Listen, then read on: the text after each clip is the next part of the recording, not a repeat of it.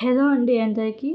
దోశలోకి, చపాతీలోకి, పూరీలోకి, రైస్లోకి కూడా బాగుండేలాగా ఒక సూపర్ కాంబినేషన్ రెసిపీ ఎలా చేసుకోవాలో ఈ వీడియోలో చూపిస్తున్నాను.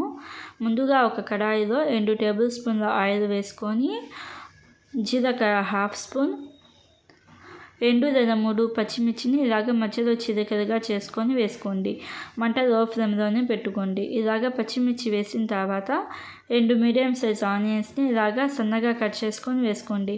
ఆనియన్స్ వేసిన తర్వాత ఆనియన్స్ అనేవి కొంచెం పింక్ కలర్కి వచ్చేదాకా ఫ్రై చేసుకోవాలి. ఇలాగ ఆనియన్స్ కొంచెం రంగు మారి పింక్ కలర్కి వచ్చిన తర్వాత అల్లం వెల్లుల్లి పేస్ట్ 2 స్పూన్లు వేసుకొని అల్లం వెల్లుల్లి పేస్ట్ పచ్చివాసన పోయేదాకా ఫ్రై చేసుకోవాలి.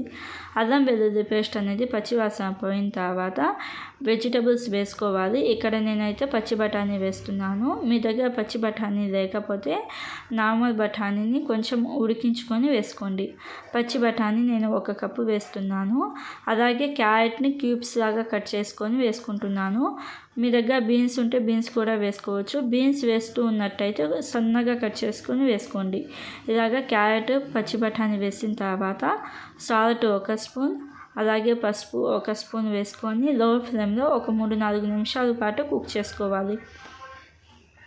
మంట లో ఫ్లేమ్లోనే పెట్టుకోండి. ఇలాగ 3-4 నిమిషాల తర్వాత పొటాటోస్ అంటే బంగాళాదుంపలు 3 మీడియం సైజ్ బంగాళాదుంపలు పైన పొట్టు తీసి ఇలాగ మీడియం సైజ్ ముక్కలుగా కట్ చేసుకొని వేసుకుంటున్నాను.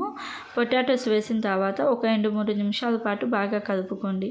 ఇలాగ 2-3 నిమిషాల పాటు బాగా కలుపుకున్న తర్వాత వాటర్ ఒక 1/2 గ్లాస్ వేయండి. వాటర్ 1/2 గ్లాస్ వేసి మీడియం ఫ్లేమ్లో ఒక 5-7 నిమిషాల దాకా కుక్ చేసుకోండి. 5-7 నిమిషాల దాకా కుక్ చేసుకున్న తర్వాత ఒకసారి కలపండి. ఒకసారి కలిపి 2 మీడియం సైజు టమోటాలను ఇలా నిలువుగా కట్ చేసుకొని వేసుకోండి. అలాగే క్యాప్సికమ్ నేను 1/2 వేస్తున్నాను. క్యాప్సికమ్ ఉంటే వేయండి, లేకపోతే స్కిప్ చేసేయచ్చు. ఇలాగా క్యాప్సికమ్ వేసి ఒక 5 నిమిషాల పాటు ఉడికించుకోండి. 5 నిమిషాలకి మనకి టమోటాలు అనేవి కొంచెం సాఫ్ట్గా అవుతాయి కదా. అలాగే సెమీ సాఫ్ట్గా అయిన టమోటాలను కొంచెం లైట్గా స్మాష్ చేయండి. ఇలాగ లైట్గా స్మాష్ చేస్తే మనకి డిఫరెంట్ ఫ్లేవర్ అనేది వస్తుంది.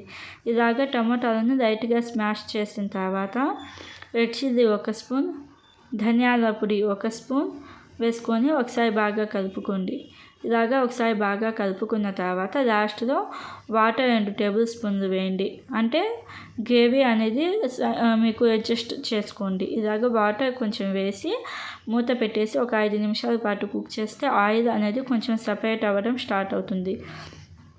ఇలాగ ఆయిల్ అనేది సపరేట్ అవ్వడం స్టార్ట్ అయిన తర్వాత కొంచెం కొత్తిమీర, అలాగే కస్తూరి మేతి 2 స్పూన్లు, జీలకర్ర పొడి క్యూమిన్ పౌడర్ 1/2 స్పూన్ వేసుకొని సాల్ట్ సరిపోయిందో లేదో చూసుకొని కావాలంటే సాల్ట్ ఈ స్టేజ్లో అడ్జస్ట్ చేసుకోండి. ఇలాగ ఇవన్నీ వేసి ఒక 30 సెకండ్స్ లేకపోతే ఒక 40 సెకండ్స్ హై ఫ్లేమ్లో కుక్ చేసుకుంటే మనకి కర్రీ అనేది రెడీ అయిపోతుంది. గ్రేవీగా ఉండిద్ది. మీకు చపాతీలోకి, పూరీలోకి, రైస్లోకి కూడా బాగుండిద్ది. ఒకసారి తప్పకుండా ట్రై చేయండి. ఒకసారి తప్పకుండా ట్రై చేసి ఎలా అనిపించిందో కామెంట్ చేయండి. ఇలాంటి మరిన్ని వీడియోస్ కోసం మన ఛానల్ని సబ్స్క్రైబ్ చేసుకోండి.